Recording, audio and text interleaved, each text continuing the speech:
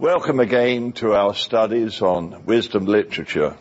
As we've said before, wisdom literature comprises basically two books, the book of Proverbs and the book of Ecclesiastes, both written by King Solomon. The first 9 chapters of Proverbs is actually a record of the teachings of David to Solomon in his formative years. And then afterwards we have the actual Proverbs of King Solomon. Now, King Solomon was claimed to be the wisest man who ever lived. And certainly his teachings are far above the average in morality, integrity, and of course in ethics, and may we say in wisdom. But we are going to look now in Proverbs chapter 5. And in this chapter, King David is going to address King Solomon. And he starts off, my son. And basically, Solomon was the only son of King David. He had many sons, but really Solomon was the key, because God had designated him to be the heir and the one that would indeed sit upon the throne after David had died. And so David is very concerned about the instructions that he gives to Solomon, that Solomon will not fail. But we're going to look at this, and as we have looked at the previous 4 chapters, we find a certain theme running through these instructions to Solomon. And the pattern is almost the same. And we start off with my son. You see, my son. There's such an endearment there. David, almost in pathos, is saying to Solomon, but you are my son, and I want you to succeed. Well, what does he say? You see, my son, attend to my wisdom. In other words, David wants to implant into the heart of King Solomon wisdom. Because, as we've seen in chapter 4, David said to Solomon, wisdom is the principal thing. And with all thy getting, get wisdom, get understanding.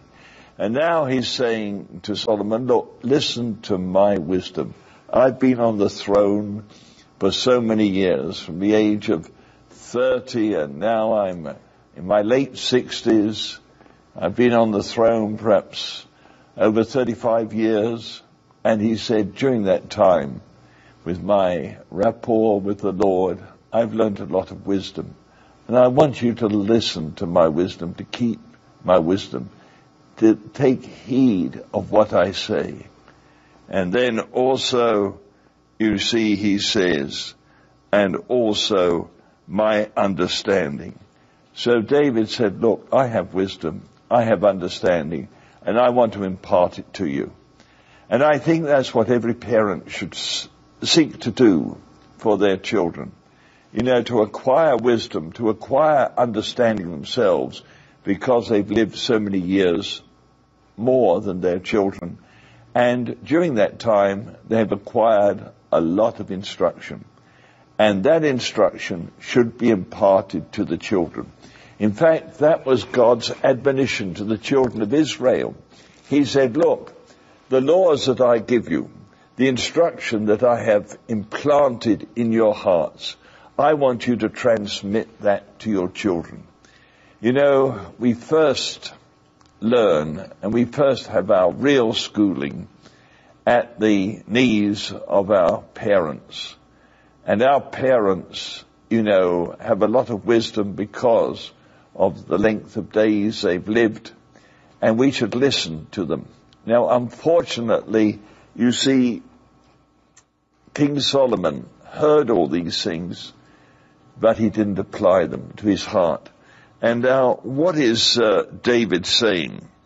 He said, if you will listen to my wisdom and my understanding, then you will have discretion. Discretion. And discretion, is to be very careful what you do, so that you think before you act, and you think of the consequences of your actions. And so King David said, now, if you listen to my wisdom, listen to my understanding, you will have discretion. And then he goes on to say this, keep knowledge. And that's one of the things he kept emphasizing throughout these 9 chapters of the book of Proverbs. He kept emphasizing, look, what you have received, keep. And that is one of the sad things in life. We might, acquire truth, but do we keep it? We might have our feet put upon the path of righteousness, but do we stay there? We might have the habit of going to church every Sunday or perhaps Wednesday evening too, and it's wonderful when we're young, but do we stay on the path? Do we stay on the path? That is the question. Do we stay on the path? It's not how we begun, but it is how we end life that counts. And that is going to be one of the greatest instructions that we are going to learn in this session. You see, King David said to King Solomon, keep the commandments, keep understanding, don't lose what I'm giving to you. And then he switches, as he so often does, and gives a warning concerning the strange woman. The strange woman. Now, he gives many examples in this book of Proverbs, examples that he hopes Solomon will take to his heart. And he speaks of a young man who did not indeed stay on the path. But this young man veered and turned away from the pathway of life, the pathway of wisdom, the pathway of instruction of his teachers. And he ends up, we are told by King David, mourning, being sad. And he said, at the end of my life, and he's still young, this young man, he said, I'm mourning. I did not heed the instruction of my teachers. And I'm going to give an illustration of this, which was given in a dream to John Bunyan, who wrote Pilgrim's Progress. Now, Pilgrim's Progress is a book that is the most read, with the exception of the Bible. It's printed in so many languages. And it was given in the 17th century, that's the 1600 odds, to a young man by the name of John Bunyan in England. And John Bunyan was converted through an exceptional dream that he was given, and shown that his idle life would only take him into hell. He was shown hell. And because of that, he converted to Christianity, he got saved, he got born again, and he started preaching. But in those days, in the reign of King Charles II, it was forbidden to preach unless you were in the established church, the Anglican church. And so John Bunyan was put in prison for his obedience to the Lord in preaching. And during the 12 years that he was in prison, God gave him this exceptional dream that continued night after night until the book of Pilgrim's Progress was written. Now, I'm not going into the whole book, obviously, but I want to go into one portion of the book, an illustration. That's very important indeed. And in this dream, there is Christian, one who has been converted, and now he is being shown the pathway of life. And he comes to a person who's called the interpreter. And the interpreter says, well, before you continue your Christian life, I want to show you certain truths. And these certain truths were contained in a house, if I could say this, and many rooms in this house.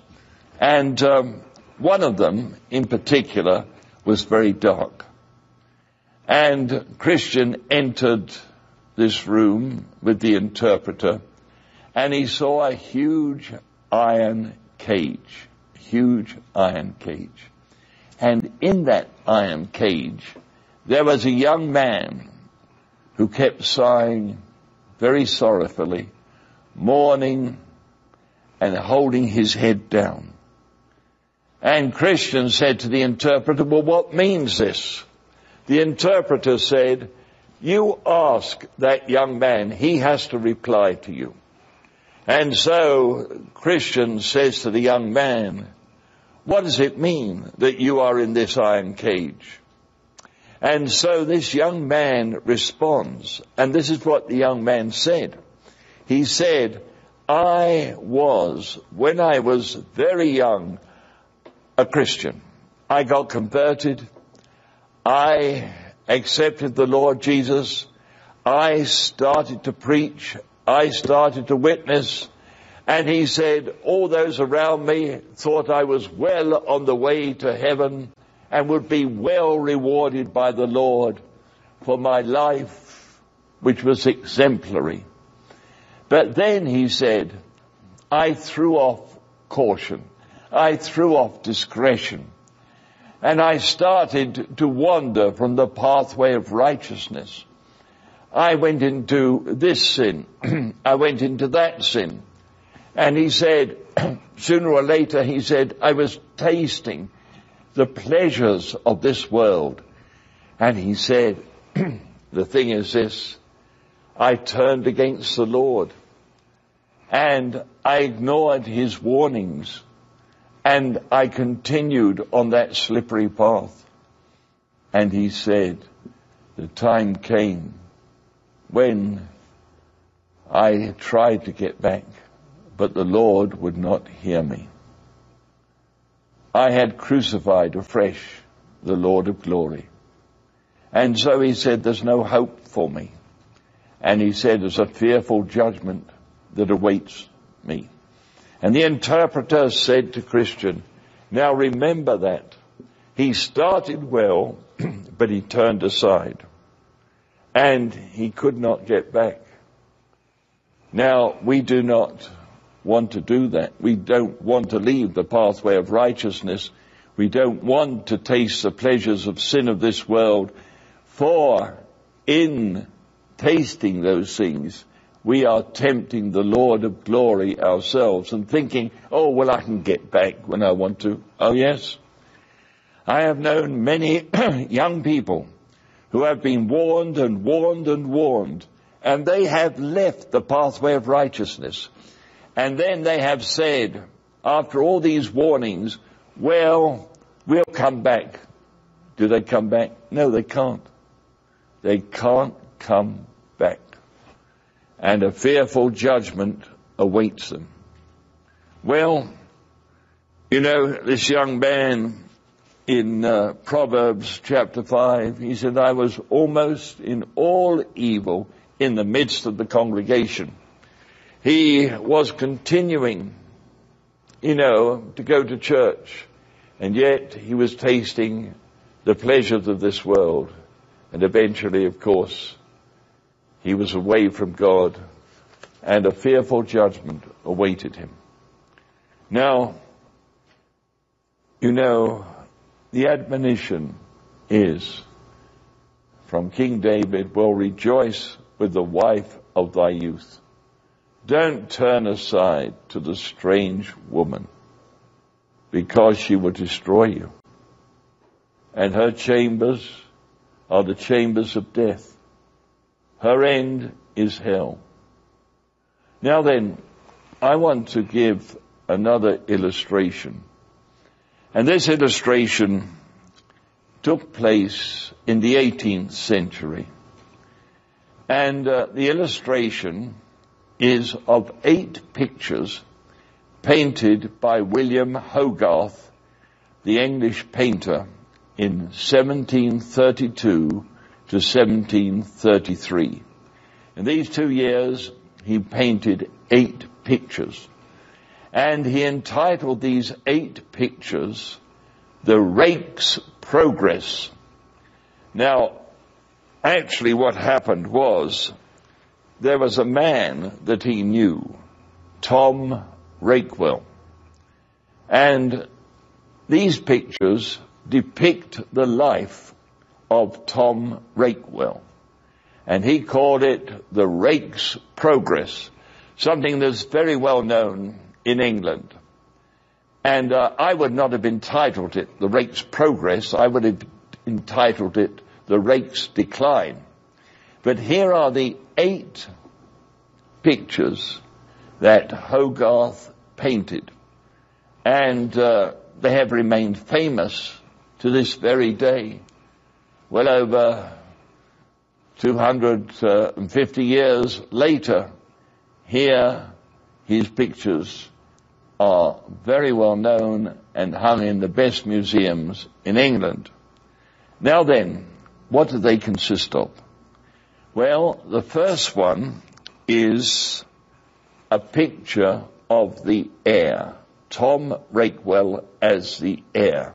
And let me explain that. He had a father who was very miserly, who hoarded his money, and of course in those days the money was gold and silver. And he hoarded the money in the walls of this house, which was very derelict, rustic, and so forth, not to be desired. He wouldn't spend any money even on his house. But he put the money in the walls and under the floors of this house. Well, it came the time when he died. And so the lawyer, reading the will, said, well, Tom, you inherit everything that your father left. And so the first picture is of Tom in his father's house, and the walls are being broken down, and the floors and so forth, and all the treasure that his father had accumulated is being shown. Well, the next picture is called the levee, which basically in those days was, shall I say, a party that took place in the morning about 10 o'clock in a rich man's house. And all the friends and all the notables of the village were indeed invited. And so we see Tom now resplendent in a mansion. He's paid a large sum of money for this mansion. He is dressed like a nobleman, and all the dignitaries of the village are there in this picture.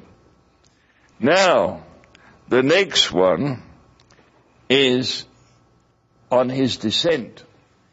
He now casts off all restraint. And he is in this picture in an orgy.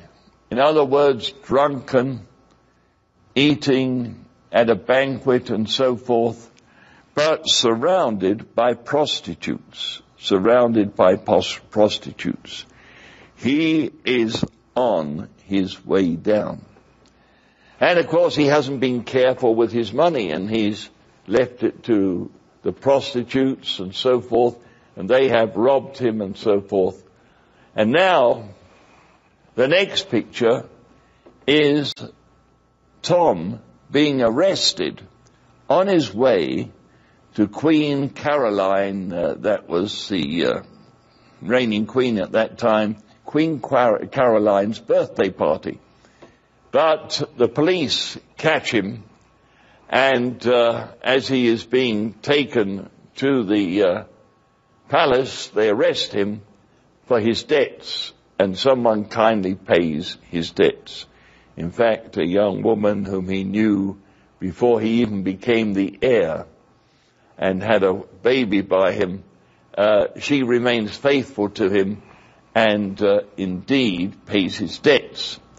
Then the next picture is he marries an old hag, a woman who is most undesirable, very old, but he marries her for her fortune. So now he gets a second fortune.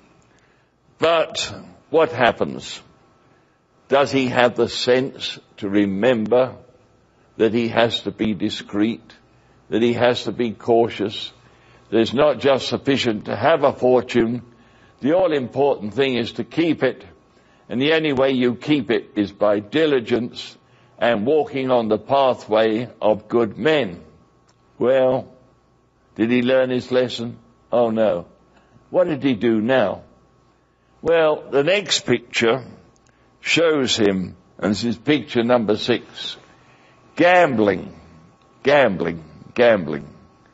And he is in the den of the gamblers, and there he is in a very pitiful situation that he's gambled away the second fortune. You see, if you do not stay on the pathway of righteousness, there are all these adducements that Satan puts around a person to indeed bring them down into poverty, bring them down into terrible states of ill health. And that is exactly what happened to Tom. Because the 7th portrait is, he is now in the debtor's prison. He is now in the debtor's prison. And is surrounded by other people who in like manner, have dissipated the money that they had received and didn't stay on the pathway of righteousness, weren't diligent, weren't careful, weren't discreet. And they too have ended up in this prison that they had in those times in England, specifically for debtors. And the idea was that they remained there until they could raise money to pay off their debts. And this they did through their friends and so forth. But Tom, you see, had indeed forsaken all that, and he had no friends, and nobody was willing to help him get out of that prison. And so we have this terrible portrait of Tom in the debtor's prison. But we said there weren't just 7 portraits, there were 8. And what is the 8th one? Well, the 8th one is the worst of all, of course. We find him in what is called Bedlam. It is essentially a prison for those who, shall I say, were in delusion. They lost their mind. And so you have a picture of Tom. He now has virtually no clothing on at all, virtually naked. And this young girl, this one who's remained faithful to him, is looking after him. And he is surrounded by fools who think they are kings, think they are archbishops and so forth.